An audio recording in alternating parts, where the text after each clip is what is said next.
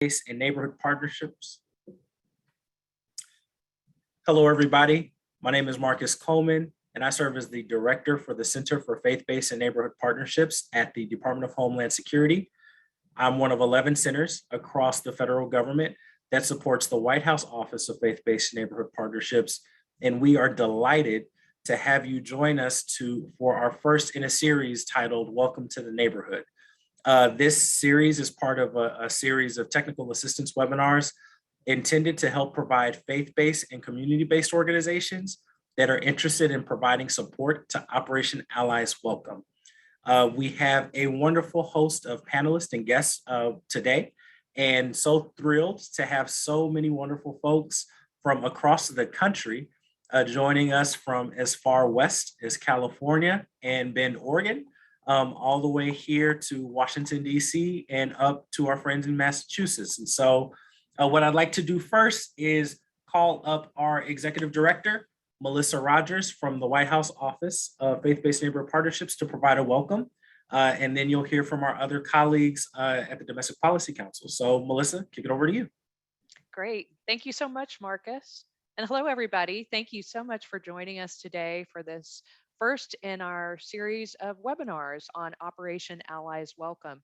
We really appreciate you taking time for what we know are very busy schedules, and also want to thank those of you who are already invested in this very important initiative. We look forward to the conversation that will follow to learn from you and to figure out how we can collaborate better to serve people, including our new Afghan neighbors. So I want to thank Marcus and Ben Odell in particular for their leadership, not only just on this call, but on all kinds of efforts that we're doing connected to Operation Allies Welcome. And also the wonderful co-panelists that we have today, and we'll introduce them each in turn in just a moment. I, as Marcus said, run the White House Office of Faith-Based and Neighborhood Partnerships, and the mission of our office is to serve people in need, and the means by which we do so is partnering with faith and community groups who want to work with the government, whether it's in a financial relationship, like through a refugee resettlement agency, or whether it's through a non-financial relationship, which is just sharing information and coordinating volunteer efforts in a myriad of ways.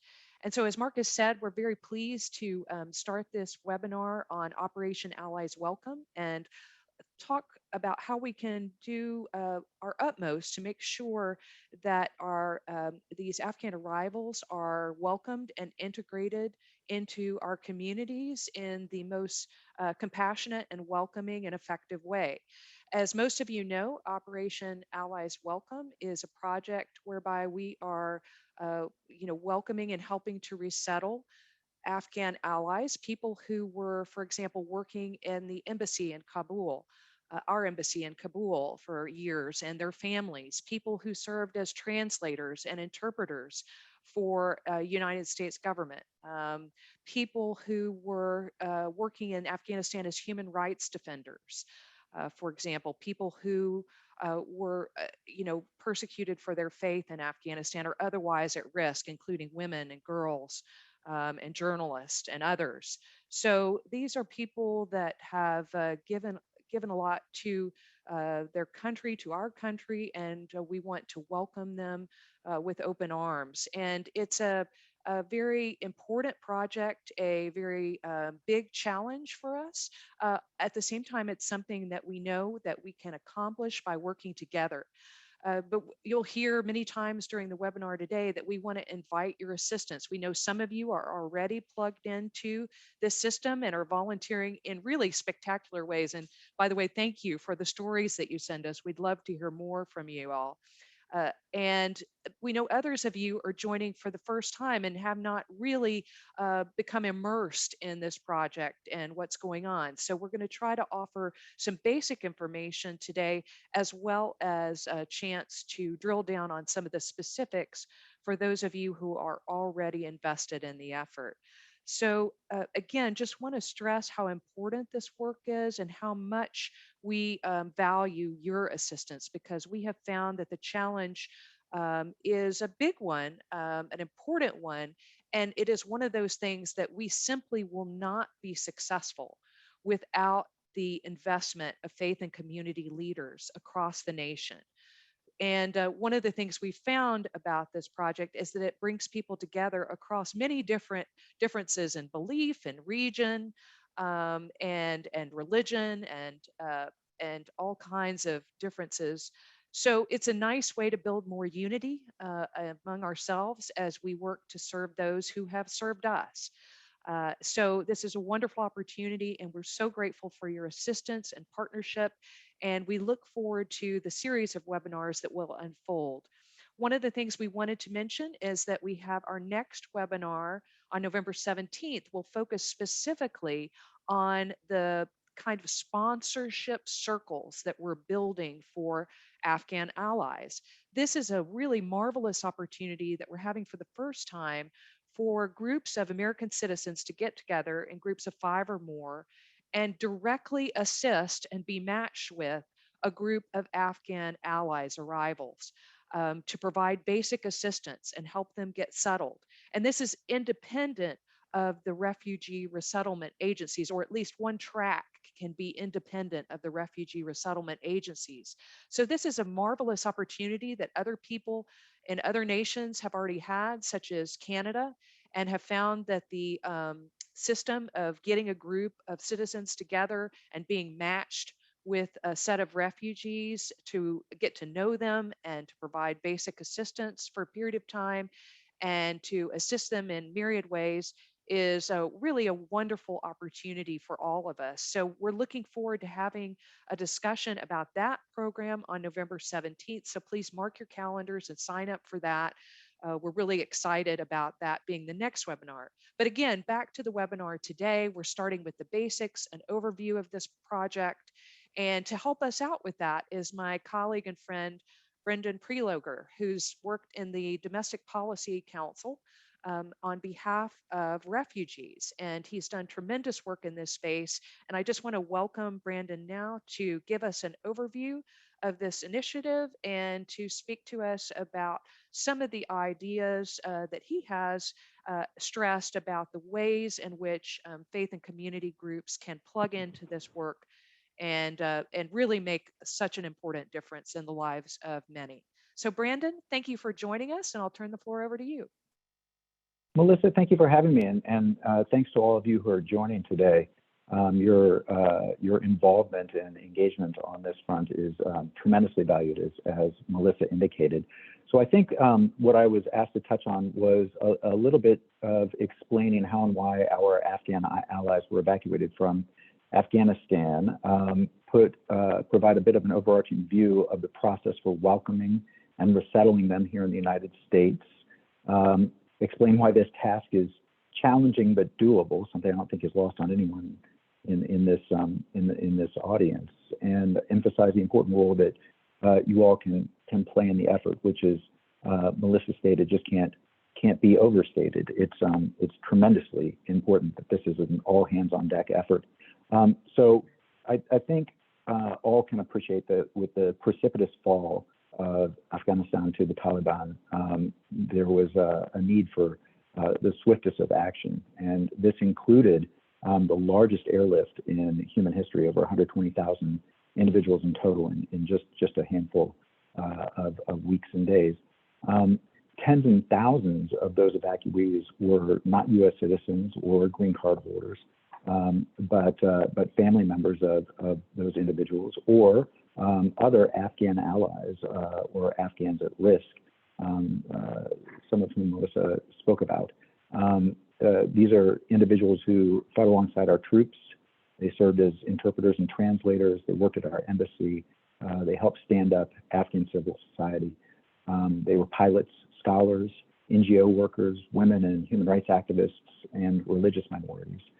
And with the change in power, they needed our help.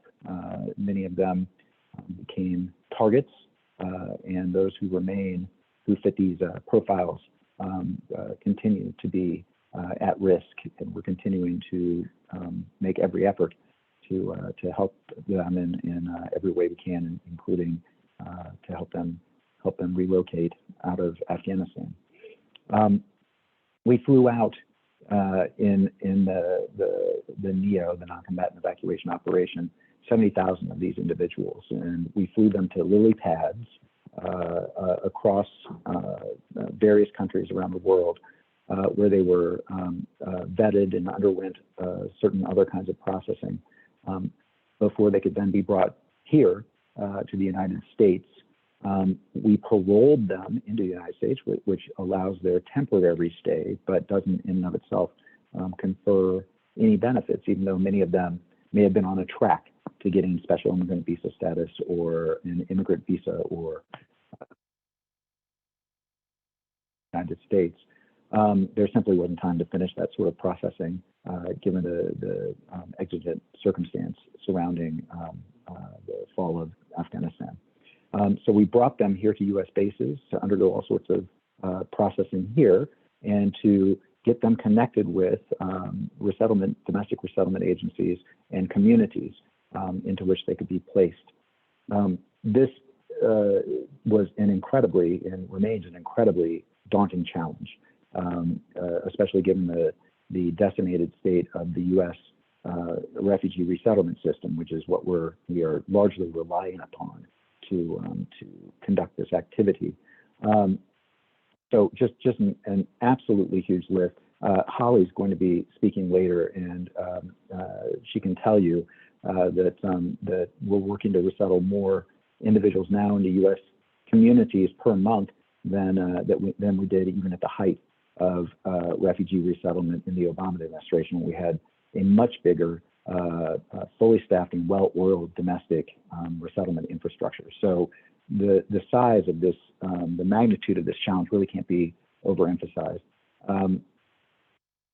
We need to resettle into local communities and integrate positively an enormous volume of newly arrived Afghans. We're talking about work, housing, schools, healthcare, learning to ride public transport and access benefits, and get connected to community groups and places of worship, just among the range of activities that entails. This has been a whole of government effort, and I can attest to that. The number of meetings, the frequency of meetings, the size of the meetings, and the representation has been across the U.S. government. Everybody is diving in, which has been a source of great energy, I think, for all of us to see how committed everybody is to this effort. DHS is running the overall domestic operations. We've got a number of White House-driven processes at various levels to keep the machine chugging along. Governor Markell is overseeing the overall domestic effort. States leading on resettlement itself, but really all agencies have been pitching in, and we pushed hard to get legislation passed conferring refugee benefits to these new arrivals, so that they wouldn't be getting resettled into destitution, which would not be doing right by these individuals who stood by us and worked on behalf of U.S. efforts in Afghanistan. That was 100% necessary and a huge relief, but in and of itself also not enough. The scale of this enterprise is so great that we really need, as we've always relied upon, the efforts of the non-governmental sector, the community and faith-based sector, the private sector. We have entities like Welcome.us helping with some of those partnerships. Community Sponsorship Hub, which is allowing for this new wholly private sponsorship model that I know.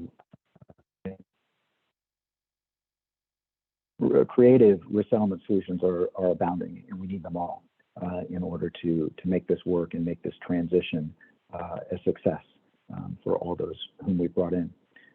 There is a positively enormous role for faith-based and community leaders to play here. You've always played this kind of role in refugee resettlement. It's invaluable to the enterprise. And what we need from you now is to double down in the face of the challenge at hand, and we know you'll rise to that challenge. Holly and Phil are going to walk through a lot of the details of our efforts and illuminate how you can most effectively plug in and support our new Afghan community members. And I suspect many of you listening to the webinar already know those mechanisms far better than I do. But I'll leave that to them and just close by expressing on behalf of the White House and myself our most heartfelt thanks for your efforts and willingness to dive in here. We so appreciate your embrace of this noble call to action. Thanks so much. Brandon, thank you. And I appreciate you providing some much needed context. I'll say it has been a marathon. And I think it's been hard to kind of keep up with things from day to day. So appreciate you just providing some overarching context to kind of set the stage for the next part of kind of where we are today. So, sir, very much appreciate you and thank you for providing that insight and for joining us today. As Brandon mentioned, the next two people we're going to call up are specifically focused on the interest I know that many of you all have on this call. How can you get engaged today? And what's coming up next that we should be thinking about as we continue to welcome these people and these families as they work through the process. And so before we get to the explicit how you can help, very excited to introduce Holly Herrera, who serves as Section Chief for Domestic Resettlement at the U.S. State Department's Bureau for Populations, Refugees, and Migration. So Holly, we'll pass it over to you for your remarks and providing some additional information for our audience today. Hey, thanks so much for having me. I just got a message that my internet connection is unstable, so let's hope it works okay. I can hear you loud and clear, Holly. Okay, great. Well, hello, everybody. Thanks so much for joining, for all of your interest and support in helping this population. I'm sure many of you have been involved in helping refugee populations over the past as well, which also still continue to arrive in addition to Afghans. So the Refugee Resettlement Program has been around for decades. And however, the effort that we are involved in now is unprecedented. Not since the resettlement of large numbers of Vietnamese have we had this kind of a scale of resettlement. Our program has been in existence for decades. We have 9 national resettlement agencies that we work with. 6 are faith-based. All of them serve refugees without regard to religion, creed, race, nationality. Those national resettlement agencies have right now over 280 local affiliates and community partners, which can be churches, they can be community groups. It's very flexible, and they are participating in helping to resettle this population. So we really do have a large number across the country, and some 150 communities across the country at a minimum that are resettling the Afghan parolees and as well as refugees. So there are multiple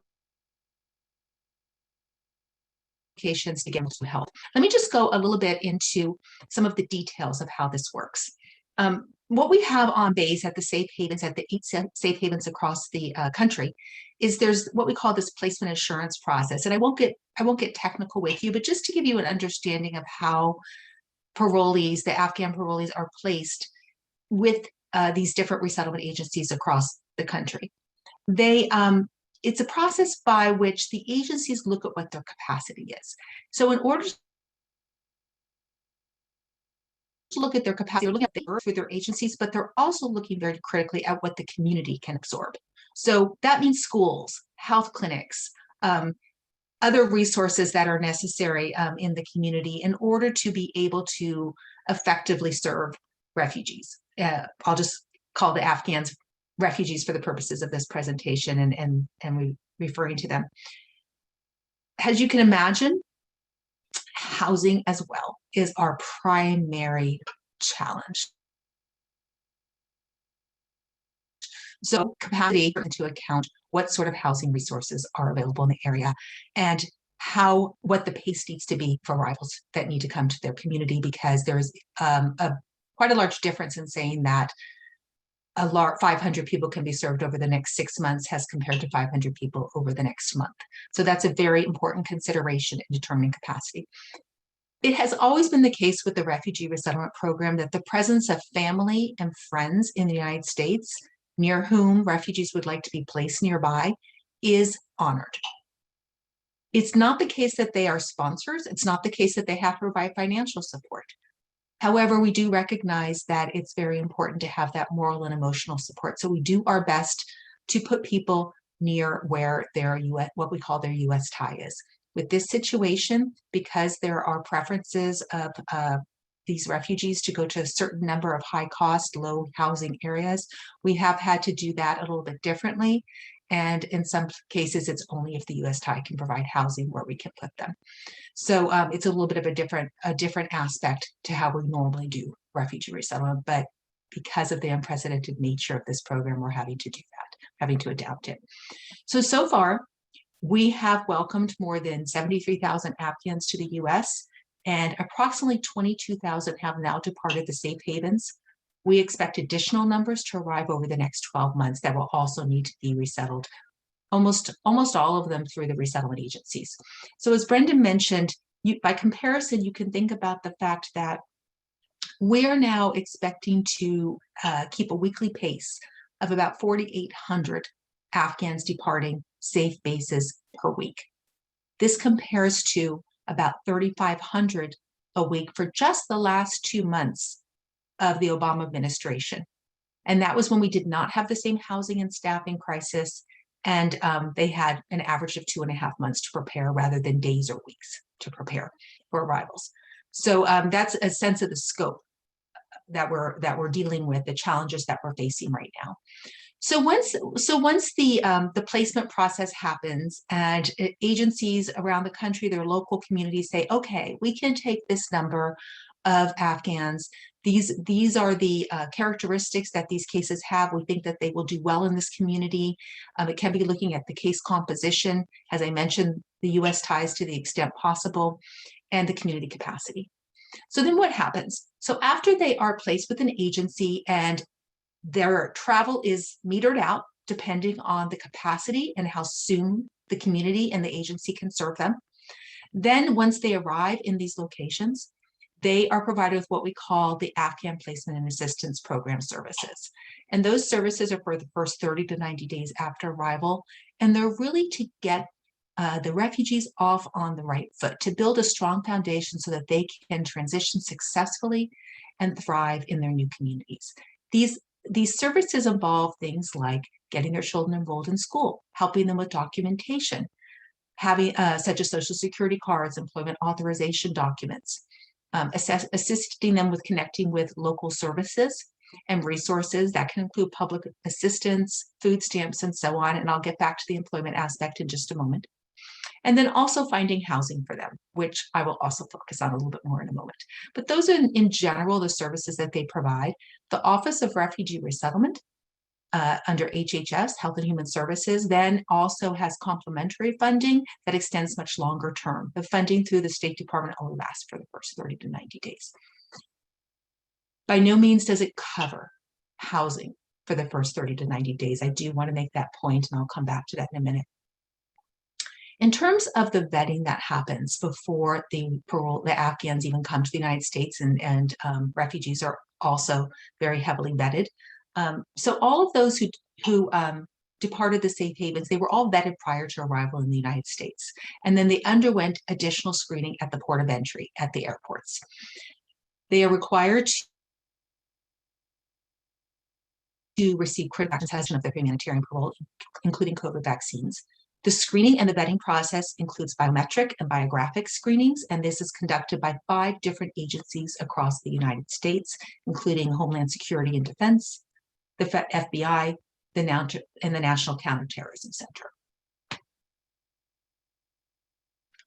So, as I was saying, there are serious challenges with serving this population. In terms of capacity, we have the 9 resettlement agencies with their over approximately 285 local affiliates and community partners that are resettling refugees. But because of the large numbers that are coming through and the short period of time, the housing and staffing crisis, this is an incredible challenge. for the resettlement agencies, there has been an overwhelming outpouring of support from communities, and it's wonderful. And earlier, the sponsor circle program was spoken about. You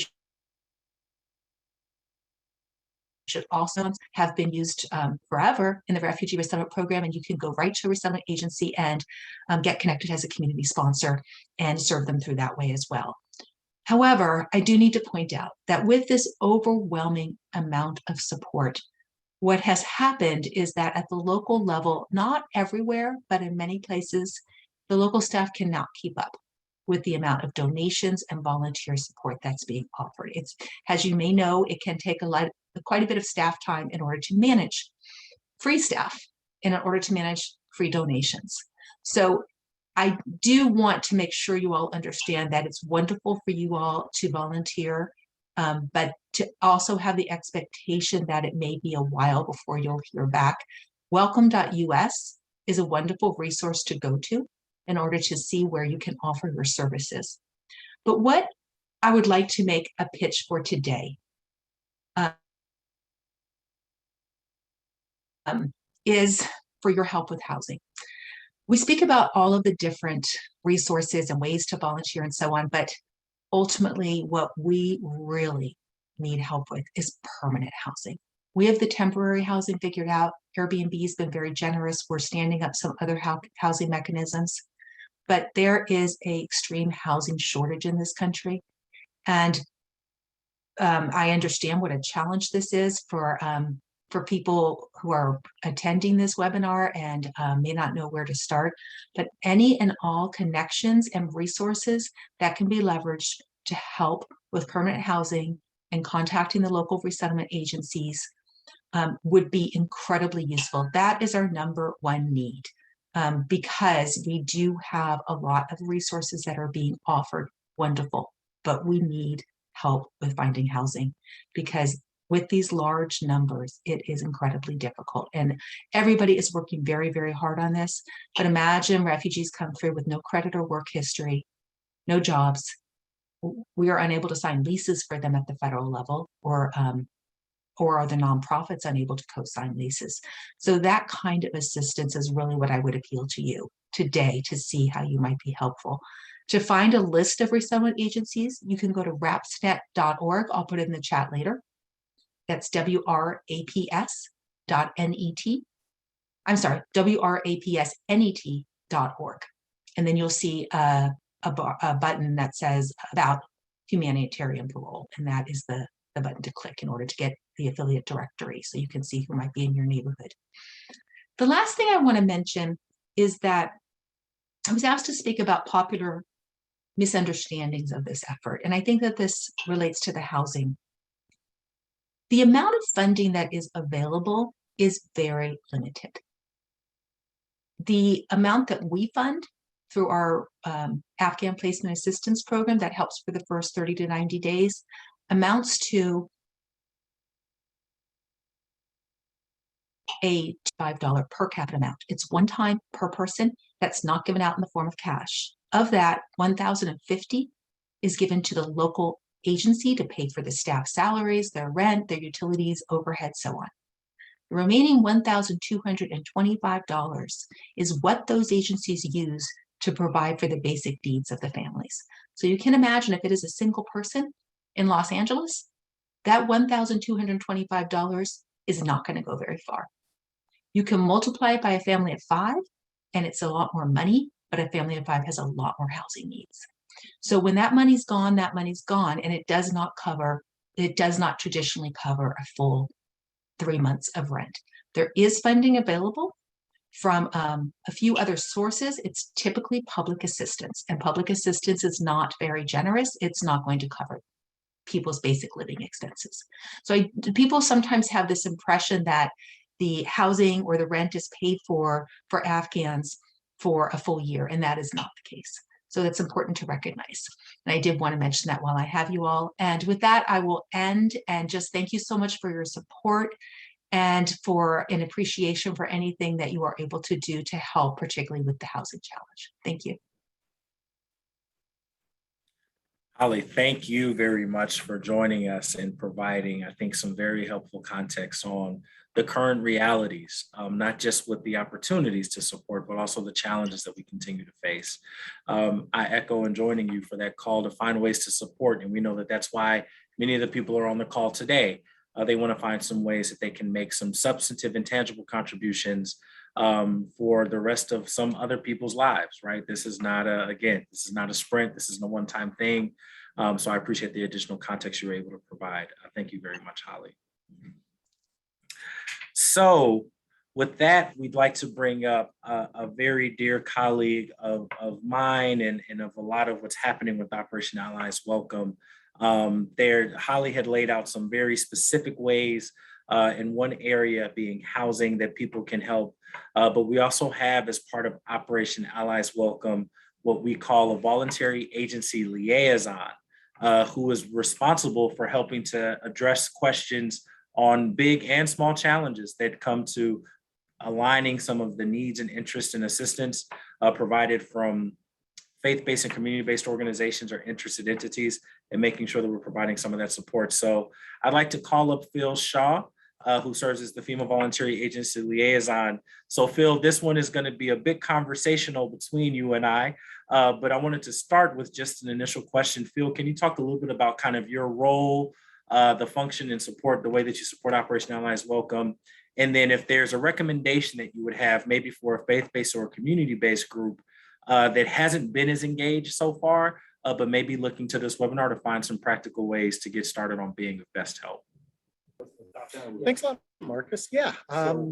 So to give everybody a little bit of a sense of what we're doing here with Operation Allies Welcome, this was something that was designated by President Biden, and he tasked the U.S. Department of Homeland Security to basically oversee an interagency coordination effort. We're already getting really good senses of this so far just from the people who've spoken. We're involving staff from the White House, we're involving staff from the U.S. State Department, the U.S. Department of Health and Human Services, the Department of Homeland Security, other agencies as well that we pulled together to solve this big problem. But this is very much more than a whole of government effort, as it is more than a whole of government needs. So it also involves the coordination of voluntary nonprofit organizations, individuals from the private sector, like Holly had alluded to Airbnb earlier on.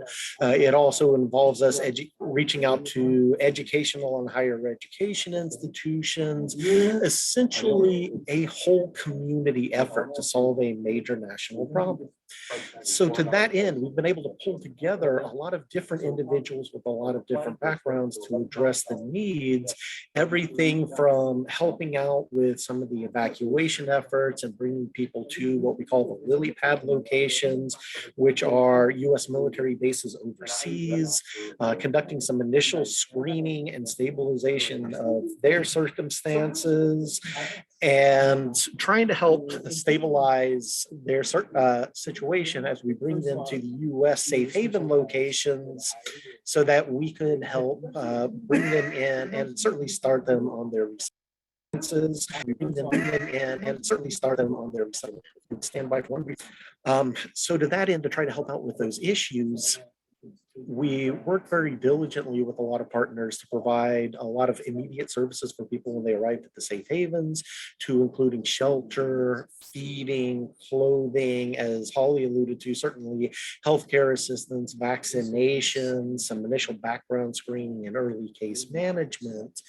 And then as we've stabilized the situation at the safe havens, we really also work with our partners to kind of expand service delivery at the safe havens, bringing in things like English as a second language program, also job training and job placement assistance, providing cultural acclimation as they're making that transition from Afghanistan to the United States so that we can help set up individuals for success. And then as they went through that assurance process that Holly mentioned earlier, and they do actually get certified and set up for resettlement into a local community. We're continuing that effort very much, as she alluded to build the capacity of those local resettlement agencies to handle this influx of individuals and to help set them up for success in those local communities. So if that includes things like what Holly alluded to earlier, bringing in people who can provide volunteer and donations management support, or if it's something as simple as people who can come pick up people from the airports, bring them to their new apartments or their new home, or possibly deliver groceries, things like that. Those are the services that we're looking for, with a heavy emphasis, of course, on the housing issue. And so those are some of those areas where we're looking to hopefully plug in partners to help build up some of that capacity, to facilitate some of that service delivery and make some of those connections. Marcus, does that answer your question? That does. I know that there was a little bit of background noise in the back end, and I know that you were literally in the room where it's happening to address a number of issues. So Phil, thank you for that. A follow-up question for you. So again, partnerships is going to be a key component, I think, right, to how we continue to address the next set of challenges. Are there any organizations, I know we've heard a little bit about resettlement agencies. In addition to those resettlement agencies, are there other organizations that are active or have some capacity that maybe a smaller faith-based or community-based organization can plug into or affiliate with if they're looking to make some long-term contributions? And if you can provide some examples of specific organizations that may be helpful to connect with, that would be great if you could provide that as well. Yeah, roger that. Certainly one big partner that we've worked with on this operation, I would say our center of gravity for this support effort has been the resettlement agencies. They are absolutely our top priority. They are the organizations that are going to make things happen and set people up for success in their new lives. We've also, though, been very fortunate. Holly did mention, and I'd want to reemphasize that welcome.us website. It's a public-private partnership that involves both government and non-governmental actors who are trying to mobilize resources and support both for the resettlement agencies and for individuals. They have an online donations management portal. They're also trying to connect people who want to volunteer and offer their services and provide those resources in a way that's digestible or usable for the local resettlement agencies, recognizing some of those bandwidth limitations that Holly alluded to earlier. We're also working really closely with other organizations such as Team Rubicon, who's helping support a lot of donations management efforts at our safe haven locations. Catholic Charities, that's providing a lot of very close connections with the U.S. Conference for Catholic Bishops, which is one of those 9 resettlement agencies. We've worked also a little bit with Red Cross, the Salvation Army, a lot of the other organizations you might be familiar with that are some really good connection points, I think, at that community level. We're also connecting very closely at the state level. Each governor has set up an office for refugee coordination, and we've got them heavily engaged in this operation, as well as each state has a commission on national and community service that we're engaging to find other areas we may be able to mobilize civil society to help meet some of these emergent needs as they are.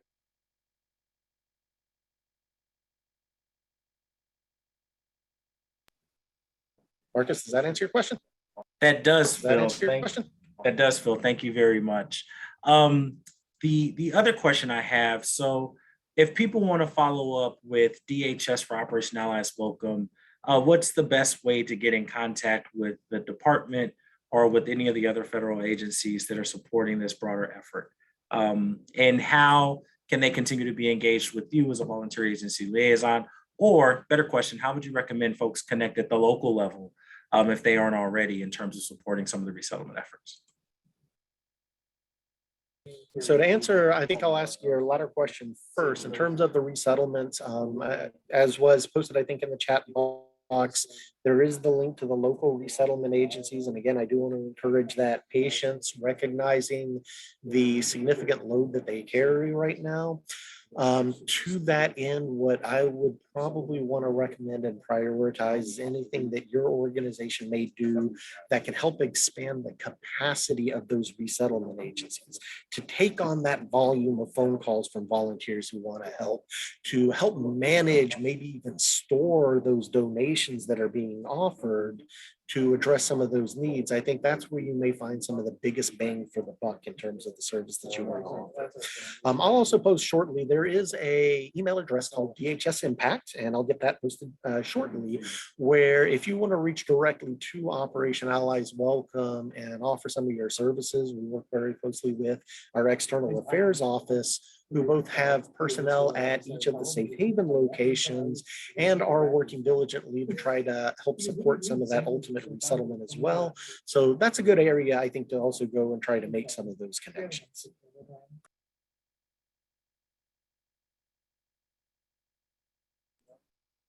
Marcus? Thank you very much, Phil. I appreciate that. Ben, are there any questions that you want to tee up for Phil that we've gotten in the Q&A box?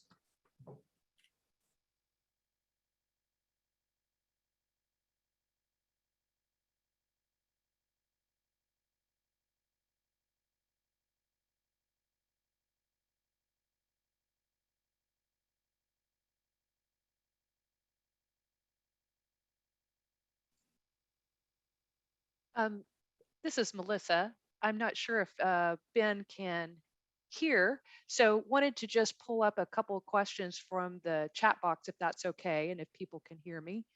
One of the questions is, and Brandon, this is probably one for you.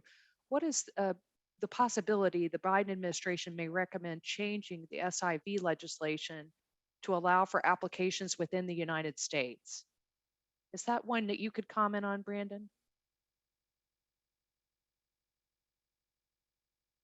Melissa, at this time, I'm afraid I probably can't Okay. intelligently respond to that one. So we'll take that one.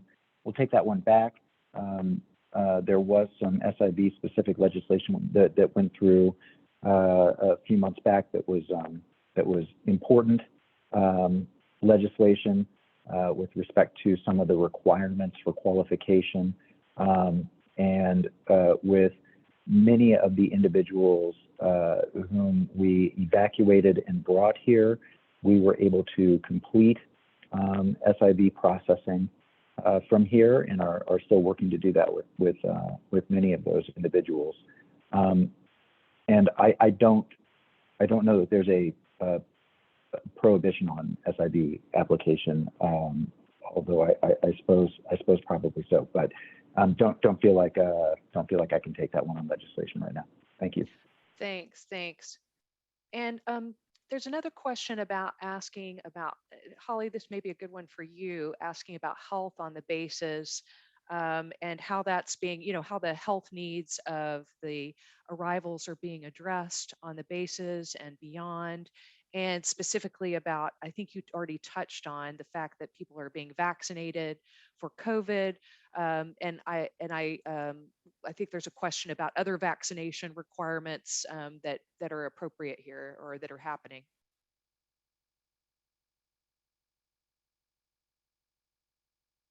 Sorry, I don't know if I have the full list memorized, but I know it's COVID test, measles, rubella. There is a tuberculosis skin test done, I believe in a chest X-ray, and I don't know if my colleagues remember if there's anything I'm missing there. Great. And Holly, I know that there are a number of pregnant women who are also on the bases, and I wondered if you might talk about that a little bit. Yeah, there are. So we are currently having a process by which we are prioritizing departure from the bases of medically fragile cases and women in their third trimester of pregnancy. So there have been a number of births. We have a lot of new American citizens from this population that have vast number of people. There certainly are births all the time. But in terms of then those who are currently pregnant and in their third trimester, they are then included has not medically fragile, but included along with that population for expedited departure from the bases.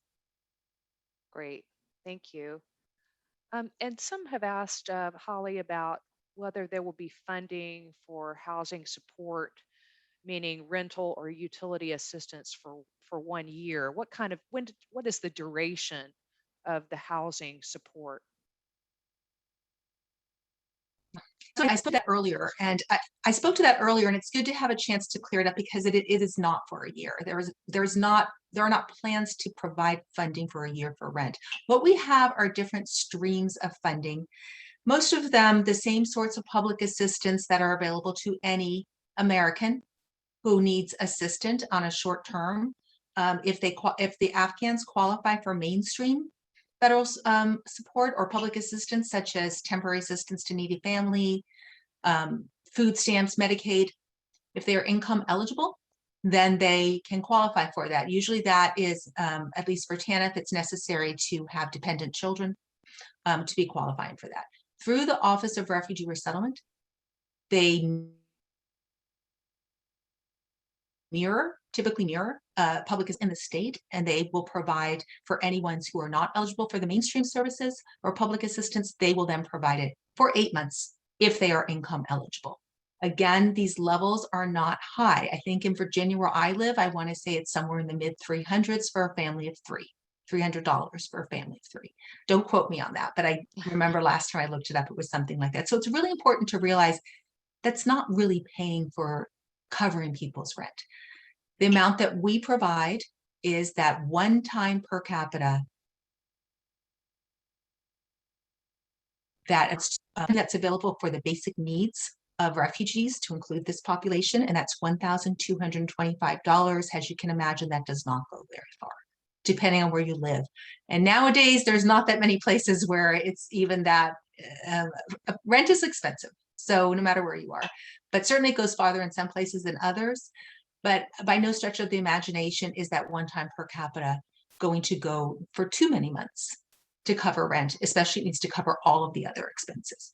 So it really is not the case that rent is covered for 12 months. I think that sort of myth has, which I've heard many times, has come about because people think that 8 months of cash assistance will remind all of the other factors around that, and then they think 3 months through this program, but that's not really how it works. And so I do want to be very clear on that. For this reason, well, not just for this reason, employment has always been seen as a foundation of the refugee program. Other countries do it differently. Here, we have seen, and it's just been the tradition, the history of the program, that refugees work very, very soon after arrival. The whole foundation of the program is self-sufficiency through early employment. Now that's because financially they need it, but it's also because, this gives people a way to regain their dignity, their sense of wealth, their sense of self-worth, their sense of purpose, their ability to integrate, to learn English.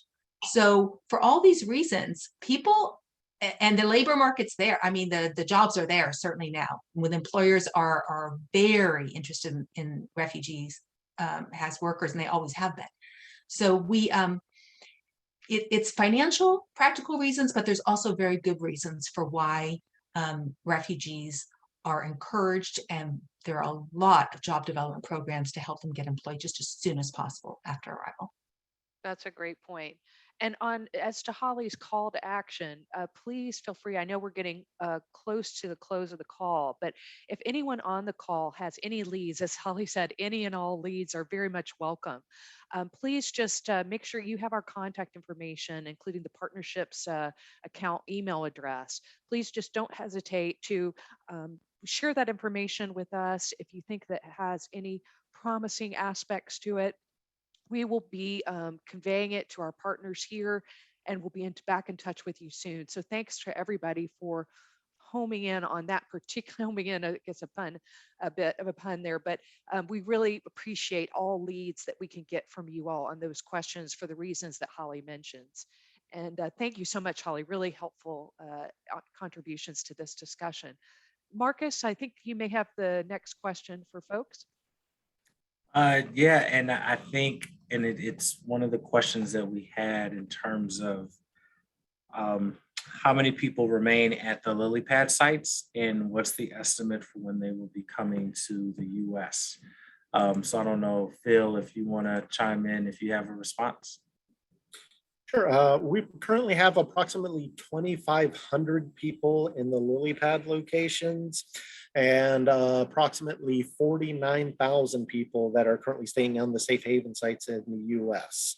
In terms of how many we might be anticipating, that's a little bit of an X factor number. We know there's a lot of different influences, many of which are outside of actually the control of the federal government, that are affecting the movement of people outside of Afghanistan who are seeking assistance. Holly, do you have anything to add to that?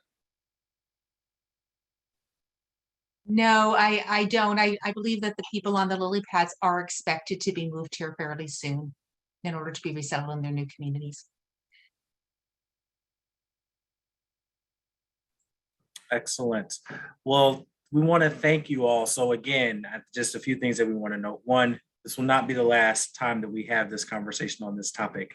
Again, if you have not signed up to join us on November 17th, we'll be specifically talking about the sponsorship process, and we'll be leveraging some of the questions that are asked today and from all of the sessions to inform other ways that we can be helpful in providing information to everyone that joined us today. Two, we know that people may have been hearing a lot of information for the first time, either in terms of titles or roles or functions throughout the office. Some key resources that are already dropped in the chat. If you're looking for specific ways to get connected on how to help, I encourage you to go to dhsimpact@hq.dhs.gov. That's a direct email address if you want to provide support there. We have several websites that are available for the federal government, for the DHS Operation Allies Welcome. We will drop that in the chat. That is on the federal side, the one-stop shop for the latest information about Operation Allies Welcome broadly in terms of our efforts. And we'll be sure to continue to provide more resources and information from across federal partners in the weeks to come. If you have questions in the interim, as Melissa mentioned, you may have received this invitation for the webinar from the partnerships inbox.